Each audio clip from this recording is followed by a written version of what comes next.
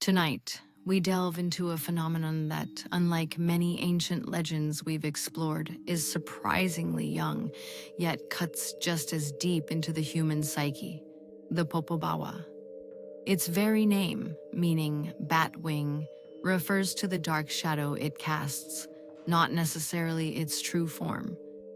Born on the turbulent Zanzibari archipelago, specifically the island of Pemba, its first documented appearances surfaced around 1965 in the immediate unsettled wake of the Zanzibar Revolution.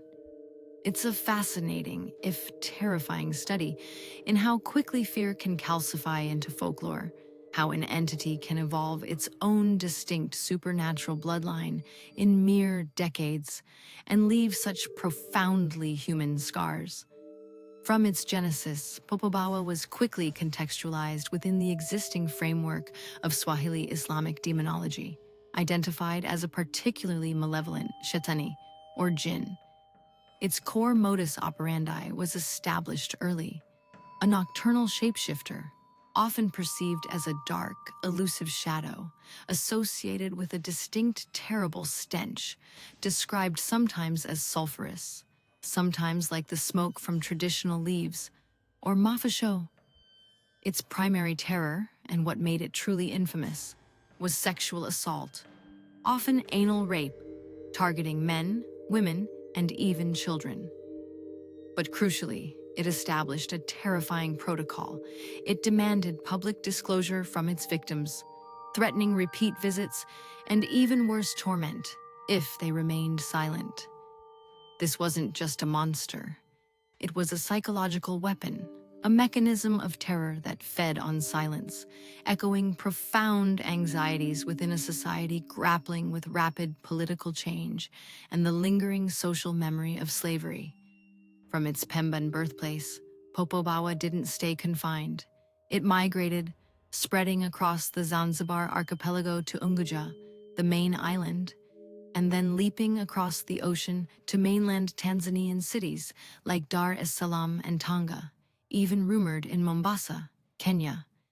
Its name, Popobawa, meaning batwing, remarkably remained consistent, a testament to the visceral impact of its shadowy, elusive presence, a fear that transcended geographical boundaries. But its manifestations adapted over time. The original Pemban Popobawa was primarily an anal rapist. By the peak of the 1995 panic, accounts broadened to include it squeezing rib cages until victims lost consciousness, causing poltergeist-like disturbances, before seemingly returning to its preferred, more intimate violation in Unguja. One prominent theory even attributes its origin to an angry sheikh releasing a jinn in the 1970s, a vengeful spirit unleashed. Another posits Popobawa as an articulated social memory of the horrors of Zanzibar's past, as an Arab-run slave market, giving it a deep, traumatic historical root. This adaptability, while maintaining its terrifying core, the nocturnal, shape-shifting, sexual assailant with a signature odor and the unique demand for disclosure, is precisely why we see explicit comparisons to Western folklore's incubus. The primal fear of a nocturnal violating entity, whether jinn or demon, seems to be a universal human dread, simply wearing different cultural masks across time and geography, yet always recognizable.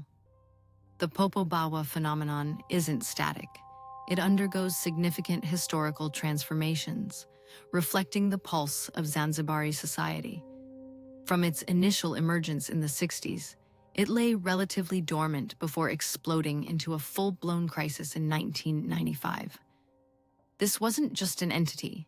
It became a societal mirror, reflecting deep-seated anxieties. The mass hysteria, the harrowing mob violence resulting in multiple documented deaths of perceived Popobawa manifestations, often mentally ill strangers or those carrying traditional charms and medicines, highlighted profound social tensions. We have specific case files: the tragic killing in Mt. Pepo, the brutal beating in Bumbwini, the near-fatal incident in Nungwi, all fueled by fear and the pervasive, terrible stench often noted on the victims. It evolved from a localized terror to a potent symbol for political discontent, particularly during election cycles, and a conduit for expressing the lingering trauma of the Zanzibar Revolution and the brutal history of slavery. The entity adapted to urbanization, spreading panic through densely populated areas, even as modern media, like radio and television, became battlegrounds for controlling its narrative, with authorities attempting to diffuse the widespread fear.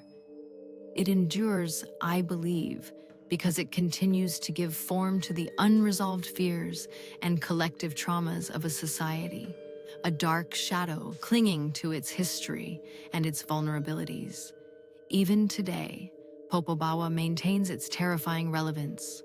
Brief appearances in 2000 and another significant panic in Dar es Salaam in 2007 demonstrate its persistent grip, showing its ability to thrive in modern urban environments and adapt to new social landscapes.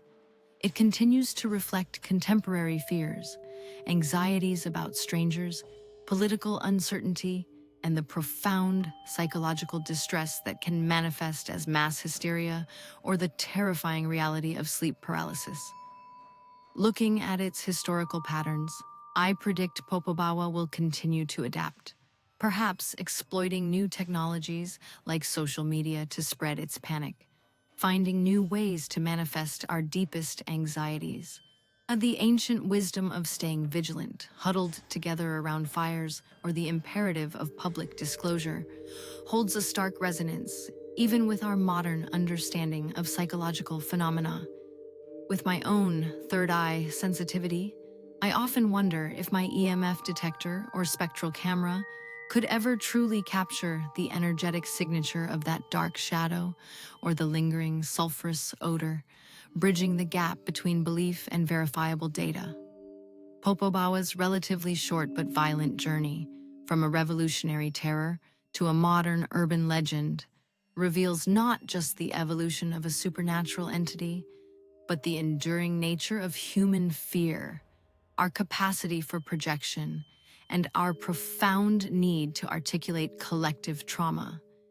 It's a chilling reminder of how quickly belief can become terrifyingly real, and how the shadows we cast, both literally and psychologically, can take on a life of their own. Understanding Popobawa isn't just about the entity itself. It's about understanding the profound cultural context that births and sustains it, a unique and powerful lens into universal human experiences, and a testament to the resilience and sometimes the vulnerability of the human spirit. That's all for today's investigation into the shadows. If you want to dive deeper into the dark archives, make sure to subscribe to the HistoT YouTube channel. Remember, knowledge is our best defense against the darkness, and I'll see you in the next archive. Stay vigilant